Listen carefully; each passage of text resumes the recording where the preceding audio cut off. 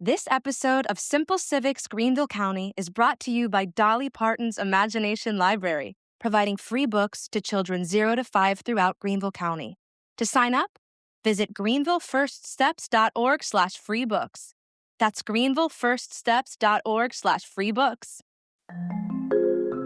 Literacy instruction is changing in a big way across our district, and today we're breaking down what that shift looks like in real classrooms. Austin Greene and Beverly Holt-Pilkey join us to explain how early literacy practices are evolving, how teachers are being supported through this transition, and how teacher prep programs are adapting as well. We will highlight the early outcomes we are seeing: stronger skills, more confidence, and real progress for young readers. This is the work that's setting students up for long-term success. Austin and Beverly, we're so glad to have you here on EdTalks. Today, we're going to talk a little bit about early literacy and something that is important for all of us to know. But before we get started, I would love for each of you to kind of tell us a little bit about who you are and how you got to where you are in this position that you're in. Great. So I am Beverly Holt-Pilkey. I serve as the Director of Early Intervention and Elementary Support for Greenville County Schools. This is my 35th year in education. I have been very blessed to have an extended career split between two different states, North Carolina and South Carolina. I was born and raised in North Carolina, earned my bachelor's in secondary English from Appalachian State University, and then my master's in school administration and curriculum and instruction from the University of North Carolina at Greensboro. I was a part of the program for North Carolina Principal Fellows, where you really spend 2 years deeply immersed in the study of school leadership, and in my case, curriculum and instruction, while also being able to serve in schools in that role. I have served as an elementary and a middle school principal and had various roles at the district level all across the spectrum of students. So I was a director of gifted programs for K through 12, an executive director for special education, serving students ages 3 through 21, and then have spent time in 2 different districts as an elementary director. Wow. So very fortunate to have some incredible experiences as an Absolutely. educator and be able to see our students all across the continuum of education. That is such a hard introduction to follow.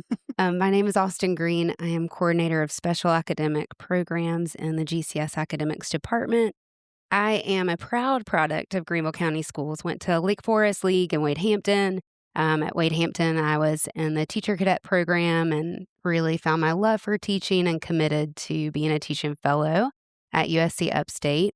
Majored in elementary education and then went and got my early childhood master's from Furman and my EDS in administration. Spent the first 8 years of my career as a teacher, interventionist, and coach in Spartanburg District 5, and then came home to Greenville County to be an instructional coach. And then ultimately moved about 10 years ago to the academics department and served as a Title I specialist, and now in my current role. So that's kind of encompassed my past 20 years in education. To start, our district has made some major changes to how we teach early literacy recently. Can you walk us through what that shift looks like and what prompted it?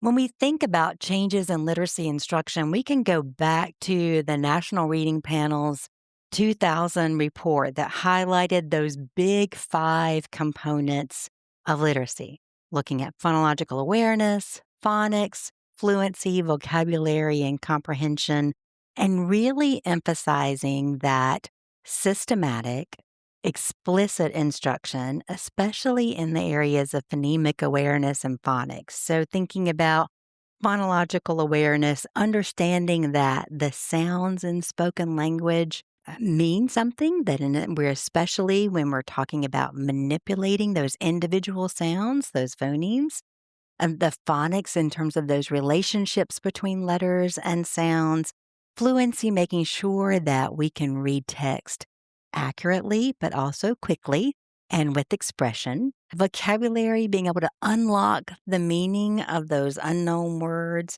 and then finally about comprehension, how the reader is making meaning of a text that he or she is reading. So that National Reading Panel report really significantly influenced reading instruction policy and then curriculum development all across the United States. And those 5 pillars that were identified in that National Reading Panel report really formed the basis of the science of reading movement. And so you probably hear a lot of talk around the science of reading and Scarborough's reading rope. And so that has been a shift, moving into a structured literacy versus a balanced literacy approach, where we're really looking at word recognition and language comprehension and how those go together so that we are increasing automaticity, that fluency, that accuracy that a reader has, and their strategic reasoning to build a skilled reader. Again, how we're making sense as a reader of those words on the page that we are encountering. So as a school district, we have made a shift from that balanced literacy model and really focusing on our work with Pontus and Pinnell, and to a structured literacy approach based on that science of reading. And so personalizing that for our journey in GCS, I would say we really started that 3 years ago, just looking at resetting how we would define what we would say a guaranteed and viable curriculum. And so looking at that elementary level for all students, how can we guarantee that no matter where they are, they're getting solid instruction across the rope, and to ensure that we have fluent readers. So we shifted in 2024. They released the new ELA standards. So we really used that as a great reset for us to go deeper with understanding what the standards are asking us to do and ensuring that students have access to that. We also went from 3 curriculums. Our core curriculum had more of a choice across the district, and we really streamlined down to 1. So now as a district, we're unified on 1 core curriculum for our Tier 1 instruction, which is HMH into reading. Of course, knowing that the standards drive our instruction first. No curriculum is perfectly aligned, but we are now moving towards that guaranteed and viable curriculum so that all students have universal access to those consistent experiences. We also have shifted to Heggerty and pre-K, making sure that there is a strong phonemic awareness curriculum for our early learners so that we're developing that phonological awareness immediately when they're entering in the school system. Another major change we've made actually this year, it's gone into effect, was that we adopted Reading Horizons a few years back, and that's been a slow onset. And now we're at a place where all schools, all kindergartners, all first graders are using that as a core curriculum, which really hits that part of the reading rope around word recognition. So where Beverly was talking about decoding, sight recognition, again, understanding the phonological awareness piece, we now have a core curriculum that is very supportive for our teachers and students. And then I would say a last change that we've really made as a district is in response to Act 114, which is Read to Succeed. We are required to have a universal literacy screener, and so we did make a shift from using FastBridge to moving to Amira. And what Amira has allowed us to do is, 1, it gives us that universal screener benchmark where all of our kindergarten through 5th grade have that regular diagnostic experience. But the other thing that it does is it has a tutoring component, which really complements that benchmark. So it's one-on-one tutoring where the student is experiencing getting to read and having direct feedback tied to the reading rope. So we have pretty specific data on where each individual kid is around the strands of that reading rope. And then our teachers have specific strategies to support each individual kid as a result of that data. How have we supported educators as they've learned and implemented new practices? And what does that really look like in a classroom? So South Carolina has made a significant investment in rolling out LETRS as a literacy instruction component for all teachers, really pre-K through grade 3, special educators, that we've expanded that in this past year to include 4th and 5th grade teachers. It's still optional for them. So As far as Greenville County Schools investment in that, we started with our Palmetto Literacy Project schools from 2022-23 into 23-24. So that was phase one with 8 schools engaged in this deep understanding of how we teach students to read, getting really into the notion of the science of reading, thinking about how we analyze and collect data along that continuum of Scarborough's reading rope. So then we expanded for the remainder of our elementary schools. Again, kindergarten through 3rd grade, we have letters for early childhood for our preschool teachers, special education teachers, and even GT teachers through the 24-25 and 25-26 school year.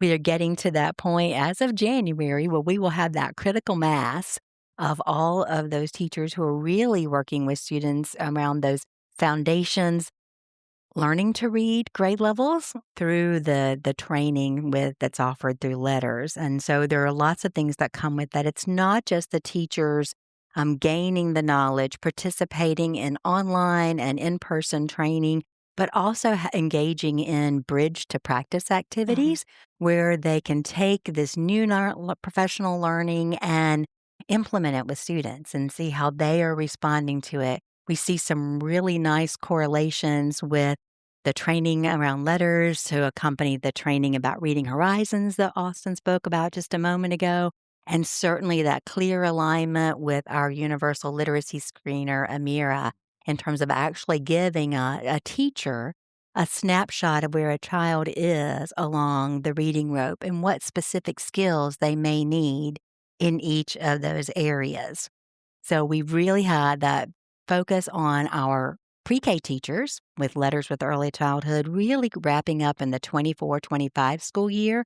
But of course, that is also ongoing as we onboard new teachers who are coming into the district and teachers who may be changing grade levels, who are having the opportunity to go through this. There's some financial support from the state level in terms of a stipend that teachers can earn through completing the LETRS training. And then our Board of Trustees has made a tremendous commitment to growing teachers' knowledge in this area and supporting a local stipend for that as well. Additionally, Austin mentioned the rollout of Reading Horizons across all of kindergarten and 1st grade for this school year. And we even have some schools who've seen the power of that explicit and systematic instruction and have rolled that up to their 2nd grade teachers. So we offer not only training sessions throughout the year, we had 27 different sections of that training for new teachers coming in to Reading Horizons this year, but they also receive job-embedded ongoing coaching, which is so powerful. That comes not only from the literacy specialist and the instructional coach in their schools, but also from our partnership with Reading Horizons and a specialist that we have who comes in and does some coaching for teachers as well. One of the other things that we've done in terms of supporting that district-wide implementation of Reading Horizons is engaging in a leadership academy, which is essentially a 4-day deep dive in Reading Horizons that goes beyond just that initial training. We have a number of our literacy specialists and instructional coaches, as well as our district academic specialists who have participated in the Reading Horizons Leadership Academy, and they are also able to be that just-in-time professional learning resource that teachers need as they may encounter questions as they begin to implement that maybe they didn't even know that they should ask when they went through their initial training. So really trying to build some practitioners, coaches at the school level to help support teachers that way. And then one additional thing that we have spent the time making a change in our district is revising our Greenville County Schools literacy framework. Again, making that shift from balanced literacy to a structured literacy approach that's grounded in the science of reading. And so we've spent a lot of time developing that, first of all, and then the rollout of the support for that. So lots of training that was happening over the course of the summer. developing a literacy framework that also has some embedded videos that, again, a teacher can access on demand, spending deep dive time with our literacy specialist for our elementary schools into unpacking the structures in that framework, having an opportunity to walk through a model lesson and what that looks like, and then to think about how they go back and they're able to support their teachers as they are implementing the revised framework as well. I'm wondering if you might explain kind of the difference between a balanced literacy model and the explicit literacy model for those who might be not as in the know in terms of that literacy instruction. So, moving away from just thinking about a student as a holistic reader, perhaps you might say, Mhm. like that a student is reading on a specific level, to being able to dig down into so, what are those foundational skills that a student needs in order to access a text at that level? So, making a change along those lines, moving from thinking about everyone is going to learn just by being exposed to literature, exposed to books, but really thinking about how are we building those building block skills? How are we building those foundational skills? That seems like a really big shift for not just the kids as they're coming up through elementary school, but for the teachers and how they were trained versus how we're training them now for this shift. Can y'all speak to any evolution of that thought process? Was there pushback? Was it welcomed with open arms? Has it been a journey over the last 3 years to get everyone kind of in this new wave of thinking about how we're going to approach literacy?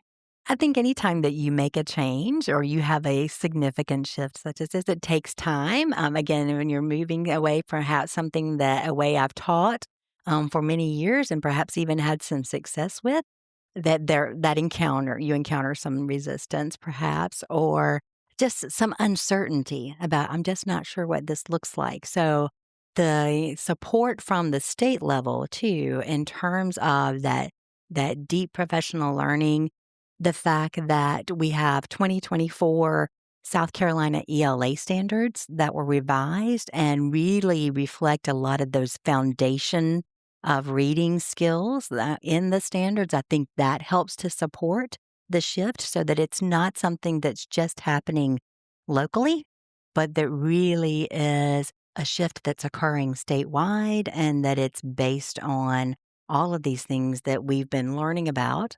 Again, going back to the National Reading Panel's report was now 25 years ago. And so how that has grown and evolved over time. And even some of those individuals who were really practitioners and researchers, a balanced literacy model, have begun to make some of those changes. So I think that support also helped with the change. And then the tools that we've tried to put in place for teachers to help support them as they really start to dig in and to think about what are the individual needs of this student. We referenced a few moments ago Amira as our universal screener, and then the tutoring component of that. So that actually is a way to help support teachers as well with making this sort of change. How do we use that data to then inform small group instruction in our classrooms and developing those Amira champions at each school? Again, primarily our literacy specialists who are really getting lots of information, lots of understanding about how we use the information that's available to us to then take the next steps for a child along their reading journey. Everybody looking into a classroom probably remembers at some point how they were taught to read. Y'all will laugh at me when I tell you, does anybody remember SRA? I mean, where you go over to the little box and you pick Yep. Yes. that's The how I was. colors. Yes, the colors color and the groups. levels and and reading groups. I was a product of reading groups. If a parent wants to visualize what their student is doing in the room, what would we tell them? I would think we would always say, no matter where we've been on this reading journey, we know it's essential students are reading, they're writing, they're speaking. All of those things are core components, and they look different depending on where the child is. I think what looks the most different, in my opinion, is that we're really looking at the phonics side and making sure the phonological awareness is strong alongside comprehension, and Okay. looking at how do we stair step that to make sure both parts are intact, but also spending a little bit more energy at the early ages on that explicit and systematic instruction. And so I think that's what Reading Horizons has given us. It's given us a tier 1, a core curriculum that makes sure that students have multisensory options to be able to experience those early reading principles. If you go into a classroom and you see that curriculum come to life, you're going to see students, again, speaking. They're going to be practicing writing. They're going to be reading and applying the skills that they're learning, and in a very systematic, thoughtful way. The scope and sequence has a lot of research behind it, and it's really strategic. And so it's allowed us to be really intentional with that. And then you'll also see teachers responding to the data and also responding to student needs along the way, because they've got some pretty targeted information to help them know about their readers. That's exactly right, Austin. So you're still going to see small group instruction that is happening in the classroom, and small group instruction that is designed to meet that student exactly where they are. For example, if you have a student who is struggling to break apart simple words, they will benefit from a very different type of instructional support than a student who is an emerging reader and simply working on extending in ways to identify a central idea of a text. So again, you'll see small group instruction tailored to what the students need, and it allows the students both to receive what they need most to continue to progressing as a reader. The teachers that are currently being trained to come into the classroom in these preparation programs, are you seeing those adjust and change along with the times, or where are we with that? Where are we?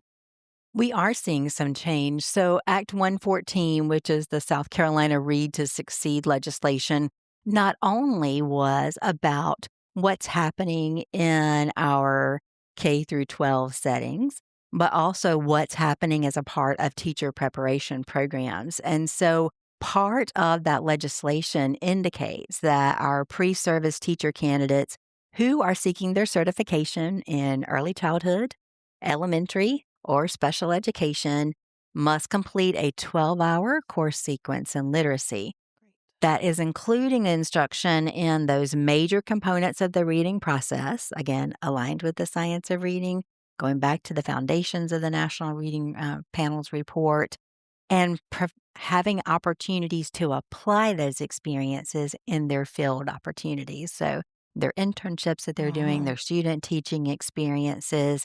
The courses must be aligned with the South Carolina literacy competencies for pre-K through fifth grade teachers, and ensure that teacher candidates really are becoming skilled in being able to assess students' reading difficulties, and then providing those appropriate interventions. Again, meeting students where they are and finding that just right match and the type of support that they need. Upon successful completion of those preparation programs and the certification requirements, which include the candidates earning a C or better in all of the literacy programs approved Read to Succeed courses sequence, the teacher candidate will actually earn a South Carolina Read to Succeed literacy teacher endorsement. And so our practicing teachers, our current practitioners who are initially licensed or have an ongoing license are able to earn that Read to Succeed literacy teacher endorsement through the completion of both volumes of LETRS, or there are also 4 courses that the State Department of Education has outlined that can meet that certification. So according to and pursuant to that Read to Succeed legislation, all teacher candidates beginning in September 1st of 2026 must have passed an assessment in teaching reading for initial certification, again, in the areas of early childhood, elementary, or special education. So you see some of those requirements and experiences for pre-service teachers that is matching what our teachers who are currently practicing in the classroom are expected to do under that Read to Succeed legislation. That's Definitely. wonderful to hear. I It's love that. exciting Yeah. opportunities for alignment. Yeah, that's fantastic. As these new approaches take root, what early outcomes are we seeing for students, and what signs tell us that we're moving in the right direction? This is a very proud moment for us to talk about the academic accomplishments through the hard work of our students, teachers, and school leaders. That Greenville County Schools saw some historically significant outcomes in grades 3 through 5 on the South Carolina Ready ELA assessment. That is our statewide summative assessment for students in grades 3, 4, and 5.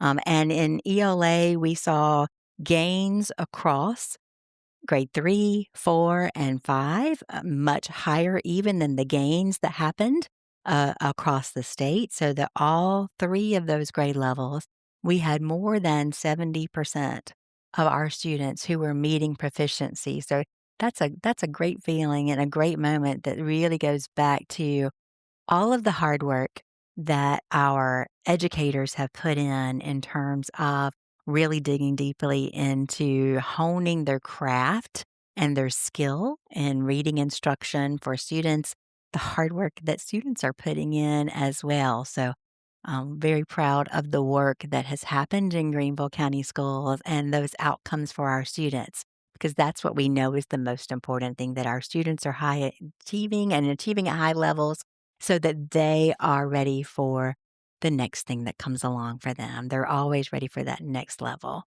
And we also received some recent great news that just from our literacy screener data using that Amira tool, Greenville County actually has fewer students identified as early readers demonstrating at-risk needs compared to the national average at every Wow. grade level. Okay, So that that's is really great. exciting because Yeah. we can always compare within what we know. But when we get to start comparing on a national level and seeing those gaps close, we get really excited about that. That's fantastic. Awesome. Well, we always like to close with our favorite question, which is, if you could tell the public listening anything at all, what would it be? Oh man, I feel like I would say just don't count out the work that we do in education. We are just dynamic. I think our teachers, I look at them, it's an art. They're never satisfied. They're always working. I say that for our leaders too and all of our support. I just feel like that's one thing I want people to know. We're responsive. We're ever changing. We're looking at feedback, data, numerical, qualitative, whatever it can be to refine and get better. And it's all because we want to service every student that walks through the door. And so I want everyone listening to know that I'm proud of the work that we do.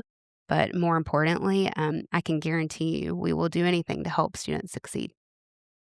And as we think about that work that we do, our work does not end when the school day is over, and neither does learning. So Greenville County Schools is honored to work alongside our parents as partners in our students' education. Parents, your partnership through reading at home, asking questions, celebrating growth, and staying curious with your child strengthens everything that happens inside of the classroom. And parents, we want you to know that we thank you for trusting us, for engaging with us, for walking alongside of us as we help students discover the joy and the power of literacy. So together we are building lifelong readers, one page, one conversation, and one shared moment at a time. I have nothing to I follow know, that up was the with. perfect That was way to so end. perfect. Well, thank you both for being with us today. We are so excited to share all of this wealth of information with our listeners and hope that we can continue to do just that.